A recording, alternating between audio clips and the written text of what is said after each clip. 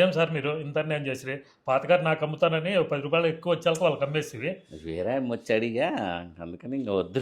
ఓహో అదే weakness weakness ఏం కాదు, రేట్ ఎక్కువ చెప్పింది కానీ అమ్మ, రేట్ ఎక్కువ, డబ్బులు ఎక్కువ ఇప్పించుకొని తీసుకొని పోయింది కానీ. సార్ నేను ఇస్తాండి కదా సార్ ఆ మాత్రము, అయినా చాలా మోసం చేస్తాను. లేదు శివ, ఎంతున్నా మనకు తెలిసిన వాళ్ళకి కార్లు అమ్ముకోకూడదు, అది నాకు తెలిసిన నీతి. మనకు తెలిసిన వాళ్ళకి వైద్యం చేయకూడదు, మనకు తెలిసిన వాళ్ళకి కార్లు అమ్ముకోకూడదు. ఏం సార్ కార్లో ఏమన్నా ప్రాబ్లం ఉంది సార్? అవన్నీ నీకు చెప్పకూడదులే కానీ. రాక ఊరికే అది చెప్తాగా నేను అనుకోకుండా తీసుకుంటే రా నేను మాట్లాడతారా. అదో ఏమిద్దరు వచ్చిరే, ఏమన్నీ కట్టుకొని వచ్చింది శివా? ఏమో సార్ ఏమన్నా కొట్లాడుతున్నారా సార్ వాళ్ళు? ఏమైందమ్మా? ఈమెకే నేను కారం పిండేది. అవునా సార్ సార్? మీ కూతురిని మా పాప కారు కొని చూడండి ఎట్లా పడిందో, బ్రిడ్జి పైన నుంచి పడింది. బ్రిడ్జ్ పై నుంచి పడిందా?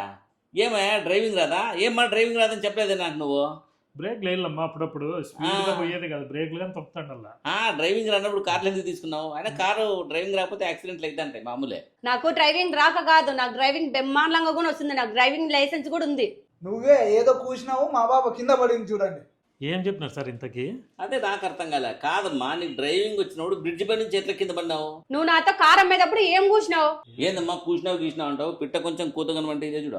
అయినా నేనేం చెప్పినానమ్మా, నేను కారు కరెక్ట్ ప్రైస్కే ఇచ్చినాను, బ్రేకులు బాగున్నాయి, స్టీరింగ్ బాగుంది, ఇంజన్ బాగుంది, అన్నీ బాగానే ఉన్నాయి, దానికి యాక్సిడెంట్ కూడా కాలే. నేను అడిగింటే అమ్మా నువ్వేమంటే 10 రూపాయలు ఎక్కువ పెట్టి తీసుకుపోయినావు. మోసం చేసిండేది కాక మళ్ళీ మా పాపనే దబాయిస్తావా? మా పాపకు ఫస్ట్ 10 లక్షలు కట్టు. కారు గురించి నువ్వేం చెప్పి మోసం చేసినావు మా పాపనే? సార్ గుర్తు తెచ్చుకోండి సార్, ఏం చెప్పినారు ఆ రోజు అమ్మేటప్పుడు? కాదమ్మా, నేను ఈ కారు ఇచ్చేటప్పుడు మంచి కండిషన్లు ఇచ్చినానమ్మా, సర్వీసింగ్ కూడా చేపించి బాగా ఆయిల్ అన్ని మార్పించి బ్రేక్ పెడల్స్ అన్ని మంచి వేపించి ఇచ్చానమ్మా. నువ్వేం చెప్పినావు? నువ్వు చెప్పినది కరెక్ట్ అయితే కార్ బ్రిడ్జి పై నుంచి ఎందుకు కింద పడింది? 20 అడుగుల బ్రిడ్జి పై నుంచి ఇట్లా కింద పడింది మా పాప. నువ్వేం చెప్పినావు చెప్పు. నేనేం చెప్పినానమ్మా? నేను మంచి కండిషన్లు ఇచ్చిన కారు తీసిపోయి గుద్దుకొని వచ్చి నువ్వు నన్ను దబాయిసాను. నేను చెప్పలేదు శివా. అనుకునేటప్పుడు 1,10,000 చెప్పింటావు, ఏం చెప్పినావు కరెక్ట్ చెప్పు సార్, వాళ్ళు ఇచ్చిపెట్టేటట్టు. నేను అట్లా వాడినా, నేను ఇంత పెద్ద డాక్టర్ని, నేను అట్లా మోసం ఏంటి చేశాను? నేనేం చెప్పినాను చెప్పమ్మా, నువ్వే చెప్పమ్మా, ఆయన చెప్పేటట్టు లేడు, ఏం చెప్పినాడో క్లియర్ గా చెప్పేసి. నేను కార్ ఎట్లా పోతుంది సార్ అని అడిగినా, నువ్వు ఎట్లా చెప్పినావు? గాల్లో పోతుందమ్మా అన్నావు. కార్లో పోతే గాల్లో పోయినట్టు ఉంటుంది అంటే చెప్పినాను అట్లా. వేసేసుకుంటే చల్లగా గాల్లో పోయినట్లు ఉంటుంది. నీ కూతులేని నేను బ్రిడ్జి పై నుంచి గాల్లోకి ఎగిరిచ్చింటే అది కింద పడింది. నీ కూతులేని నేను బ్రిడ్జి పై నుంచి గాల్లోకి ఎగిరిచ్చింటే అది కింద పడింది.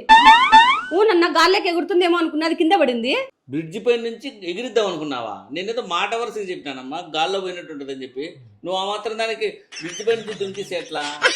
బాగున్నావు పోమ్మా కలగని. మళ్ళీ సిగ్గు లేకుండా సపోర్ట్ ఇస్తున్నావు, సిగ్గుబా బాగుండవు కానీ పోమ్మా, బాగుండవు కానీ వచ్చి మళ్ళీ దబాయించడానికి వచ్చింది. కారు కొంటే గాల్లో ఎగిరిస్తారా ఎవరన్నా కానీ? నువ్వు కానీ బాగా చెప్తావే. సర్లేండి సార్, హాస్పిటల్ ఖర్చుల కన్నా 1,00,000 రూపాయలు ప్లీజ్ సార్.